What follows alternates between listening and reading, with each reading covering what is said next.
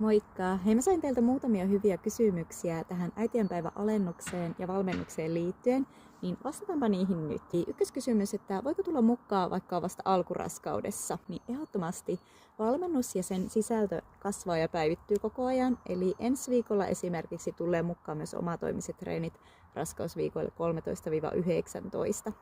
Lisäksi kaikki muu materiaali on heti sun käytettävissäsi, esimerkiksi syvien vatsalihasten oikeaoppisen treenaamiseen, lantionpohjan hyvinvointiin, eli kannattaa ottaa haltuun nämä ihan varhaisessa vaiheessa jo tukemaan sun raskausajan hyvinvointia. Ja lisäksi tällä viikolla avautui myös ravitsemusosio, jossa on tietoa raskausajan ravitsemuksesta ja paljon ihania reseptejä raskausajalle.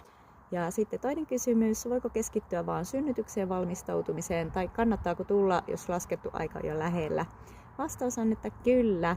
Sä voit poimia valmennuksesta juuri ne luennot ja harjoitukset, jotka sä koet itsellesi tärkeiksi. Ja halutessasi sä voit vaikka keskittyä ihan vaan synnytykseen valmistautumiseen. Mutta mä suosittelen aloittamaan tämän valmennuksen viimeistään raskausviikon 34 paikkeilla, jotta sä ehdit rauhassa tehdä harjoituksia. Mutta mukaan ehtii kyllä tulla ja kannattaakin tulla ihan missä vaiheessa tahansa, että ihan siis pienikin valmistautuminen helpottaa sun synnytysmatkaa. Ja mä sain myös kysymyksen siitä, että uskaltaako mukaan tulla, jos ei ole aiempaa kokemusta salitreenistä tai lihaskuntoharjoittelusta.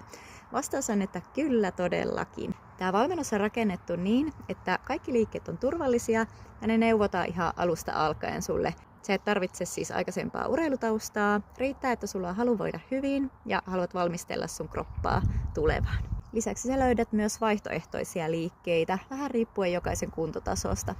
Ja hei, vielä muistutuksena tähän loppuun, eli tosiaan tämä äitienpäivä etu tähän Voimamama Power Pregnancy-valmennukseen on voimassa vielä huomiseen, eli maanantai-iltaan asti. Linkki löytyy mun biosta, toivottavasti nähdään valmennuksessa ja aivan ihanaa äitienpäivää just sulle!